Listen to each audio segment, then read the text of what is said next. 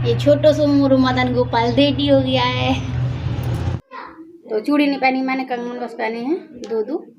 Hi friend, good morning. कैसे हैं आप सब? आई हो आप सब बहुत अच्छे होंगे। Welcome back to my mom channel यहाँ सब ब्लॉग। तो मैं भगवान को नहला लेती हूँ और मंदिर भी साफ कर लेती हूँ। और भगवान के लिए मैं कुछ लाई हूँ यूज के लिए, कुछ है पहनने के लिए, सर्दी बचाने के लिए, और कुछ यूज करने के लिए। तो पानी पीने के लिए लाई हूँ उनके लिए कुछ एक स्पेशल चीज़ अभी दिखाऊंगी। पहले मंदिर साफ कर लेती हूँ। तो अब मैं दिखाती हूँ भगवान के लिए मैं ये लाई हूँ लड्डू गोपाल के लिए। ये है उनका स्वेटर ऑरेंज और वाइट, और ये है येलो और ऑरेंज कैप उनकी। सर्दियों में टोपा तो लगाते हैं हम लोग, इसलिए भगवान के लिए भी लाई हूँ। और ये पिन लगी है, तो पिन को निकाल दिया है। अब लड्डू गोपाल को राजा बेटा बना देंगे। तो ये पीछे करके तो ऐसे मतलब ऐसे मोड़ ऐसे आ जाती, तो ऐसे चलो ऐसे पहना देती हैं। बैटरी लो का मैसेज भी आ गया है।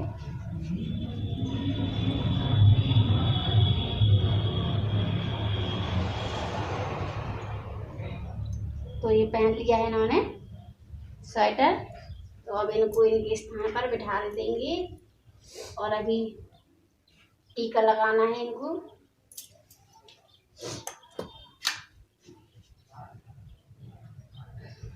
और अब लगाएंगे ये प्यारी सी कैप। लग रहा है ना, थोड़ी छोटी कर देते हैं, सर ज्यादा लग रहा है। सेंटा क्लॉज ना करे। और ये बढ़िया छोटा सा सुंदर सा ये फूल भी अभी पहली बार ही खिला है इस सीजन में। और अभी नया पेड़ लगाए हैं इसका, देखिए कितने प्यारी लग रही है।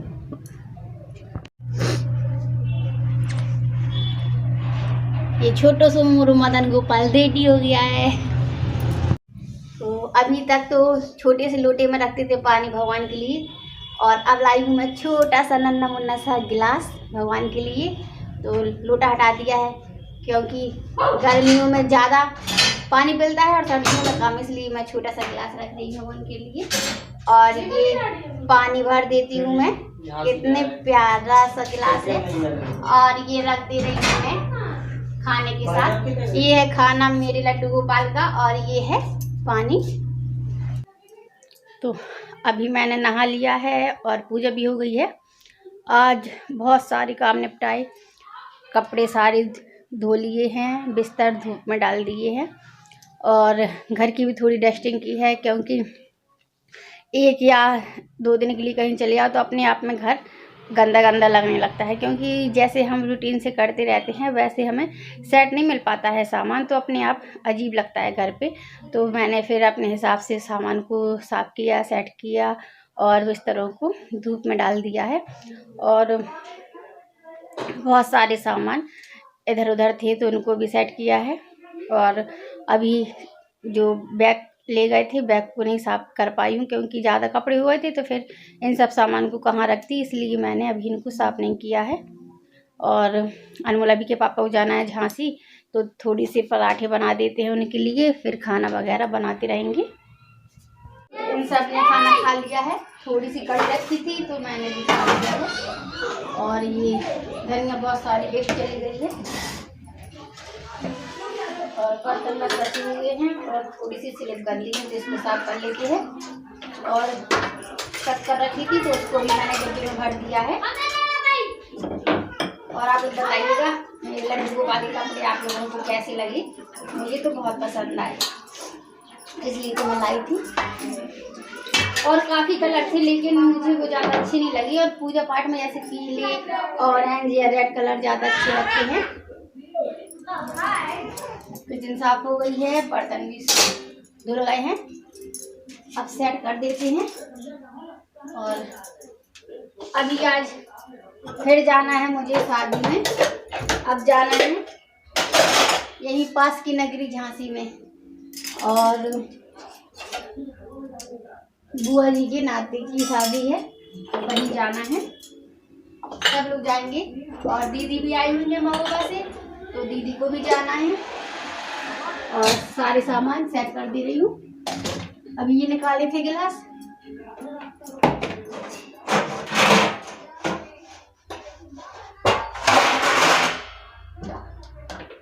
और थोड़ी सी चटनी पीसी थी, तो ये जार भी निकल आया है।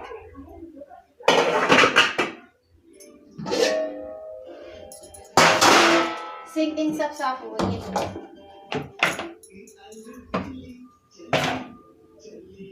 थोड़ी सी स्लिप गीली है और यहाँ पे बर्तन का पानी गिर गया थोड़ा सा, तो मैं सर्दियों में यहाँ पे बोरा रख लेती हूँ इतनी जगह पे, क्योंकि मुझे खाना बनाना होता है और सर्दी बैठती है पैरों में, इसलिए बोरे में खड़ी हो जाती हूँ।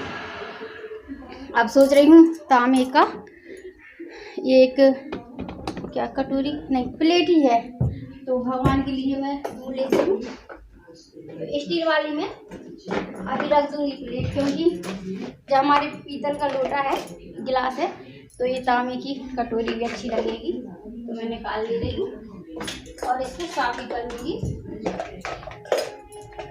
और अभी बहुत से सामान निकले हुए हैं, इनको भी वहीं रख देती हूँ डिब्बे में।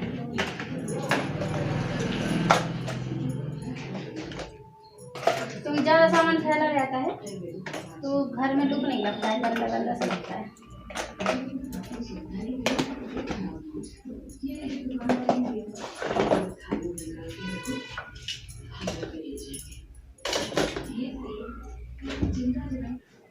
ये डाली है उनकी यूनिफॉर्म,